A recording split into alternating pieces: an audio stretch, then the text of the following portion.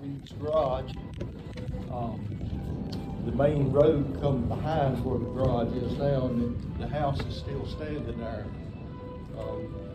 My great-granddad had 13 kids by his first wife and 14 by his second wife.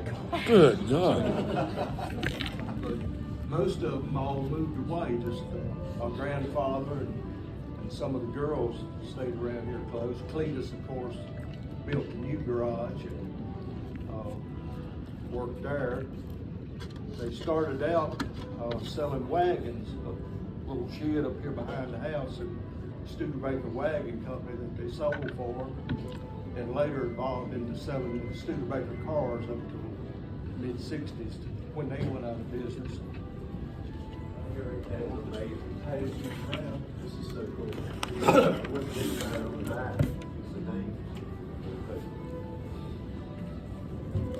Since we're in the early 1900s, I got a couple stories. This is about the Woodrum family were prominent bankers in Salem, and George Woodrum started the newspaper at Fincastle, and then he moved to Salem, started the Salem, became the Salem Register. After the Civil War, he came out to the bowl down here in the mountain and started planting apple trees, and they would grow the pippin apples and ship them to England, make good money. And then this is a story about his son, who's in his 30s, had a little feud with a neighbor here on the mountain. Ended up, he shot him and he died. That was in 1901. Some of the family came and started to build our home place at the corner of Poor Mountain Road in Tinsley. And when I was young, this whole mountain was covered with apple trees, mostly pippins. The big building that burned up in 2009 was built as a packing house. They packed the apples in barrels, held 3 bushel. They weigh about 150 pounds. Men just lift them and carry them around. Then they take a Roanoke, put them on a train, then they go to Norfolk, get on the ship, and go to Europe. They make good money doing that. If anybody would like a copy of these, I can make copies and get them to you. How was Cletus related to your dad? Cletus was my great uncle. He was my grandfather's brother. Of course, Dana talked about my grandfather having a store out here just past Old Shilling Road. I guess he started it in the 20s maybe, and he passed away in 1962. Boyd Overstreet, his son-in-law, ran it for a couple of years, but it was a rough business then. There were 5 stores here on the mountain, so he didn't last long. Then it became the post office until, what, 1970, Dana? Is when the new one was built. It was a 70 or 71. post office, and then after that it became the library for a few years.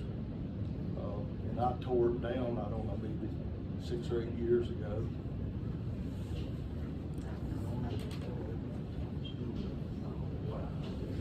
That is so cool.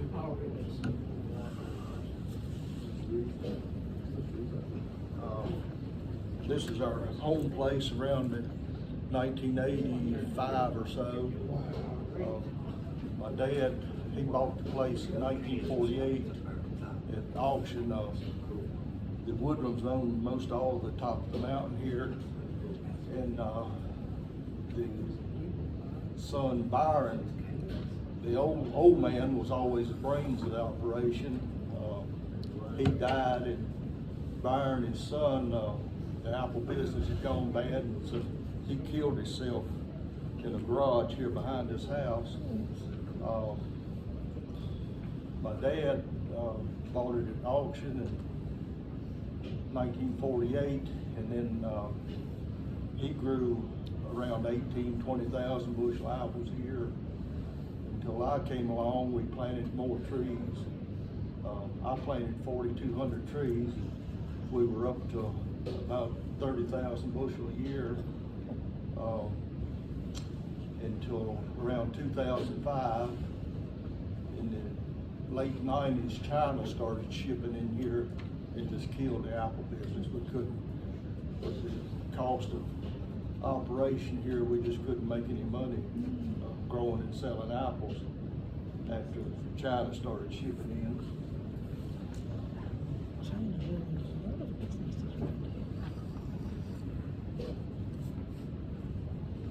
This is a picture of my dad. I run out of ink, so it didn't print very good. I've seen those. Yeah. This was around mid-1980s. We just started planting dwarf trees. The old pippin trees have maybe 40 or 50 trees an acre. And the dwarf trees would put 400 trees an acre.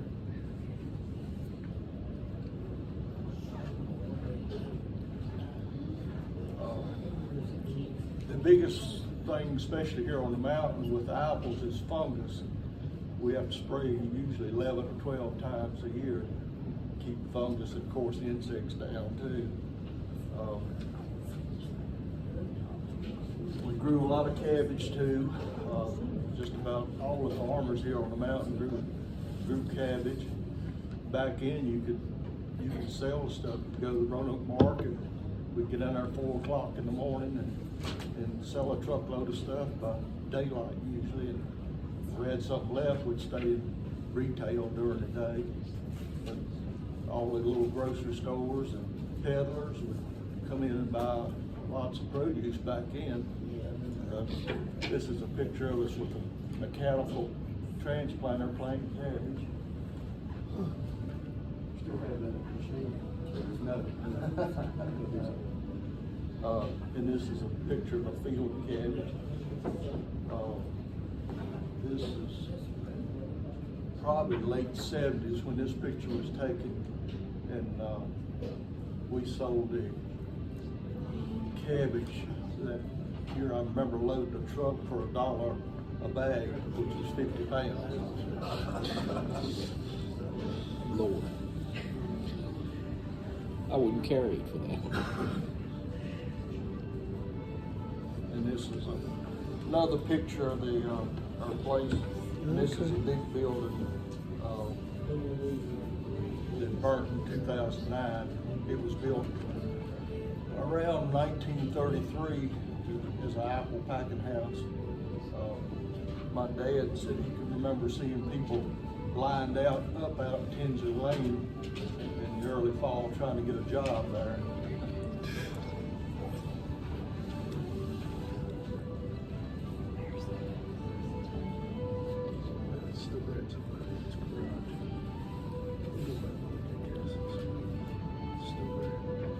This is a picture of when the building burnt.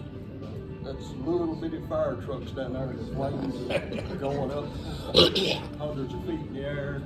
It melted the siding on the house across the road that belonged to Carson.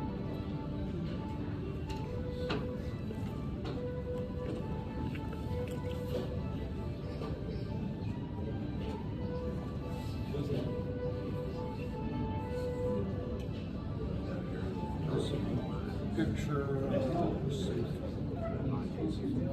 This was probably the early 90s of our apple operation. Bins of apples. In the fall, we had a cold storage here. We'd pack it full of apples, about 15,000 bushel, and sell on them over the winter. And in the spring, we could sell what was left for apple juice and made good money at that.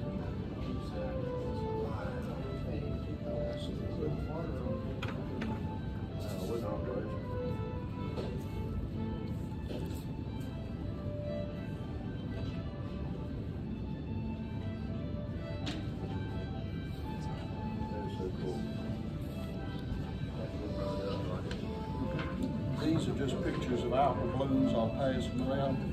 This one here, gosh, until the 90s we didn't have any deer, and this was probably late 90s. You can see where the deer eat all the bugs off at the bottom of the tree. Yeah, I know that now. Oh, yeah, this is the one, remember? The deer ain't fucking. My dad graduated high school here probably in 1937. This is his graduating class. The names of the people are on the back. My brother graduated, my brother was the last graduating class here in 1956. And then after that, they moved to Cave Spring. And we had 7 grades here when I come along. And then they finally reduced it down to 5 grades. And this was the school building until I think 1933 is when they built the new brick building. And this was it had 3 or 4 rooms, schoolhouse.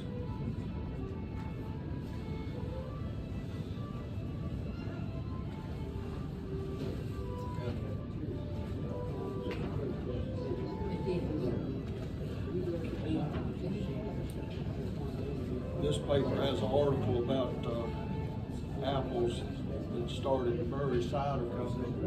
They had a bad hailstorm, couldn't do anything with the apples, so they started making cider. Evolved into a big company. What? Then these articles are dealing with the closing of the school. Some of the festivals we had when the school was closing.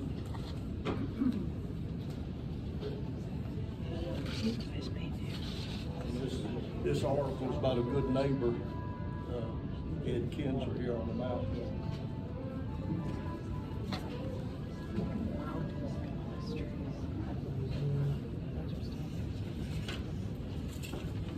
And this is 1960.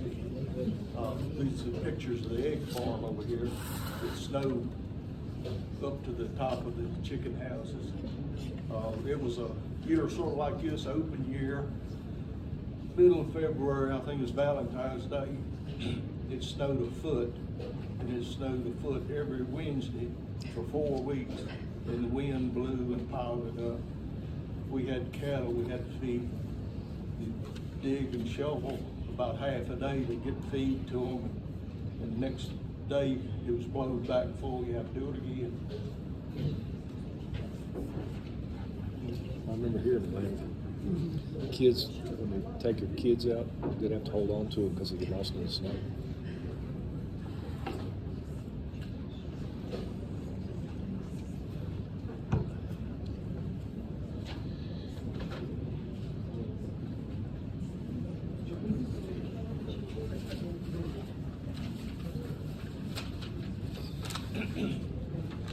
And this is a picture of the big ice storm we had in 1998. The power lines and poles, there was a power pole in front of our building that big around, it broke it like a toothpick. The towers up on Core Mountain were collapsed. And I forget, we were without power for a couple of weeks, I think, and a lot of people without power for a month or so. Right in front of their place, when I turned to go up the mountain, there was a tractor trailer load of poles. And that's when I realized, oh, this is bad. 1998? This is bad. Yeah, you were here then. Yeah. A twig, you know, the size of your finger had was 6 inches in diameter. They had a tractor trailer load of poles in front of your house, Yeah, in front of the apple shed. yeah. Looked like somebody dropped a bomb. That's all that comes to mind. If y'all have any questions, anything, I'd be glad to answer.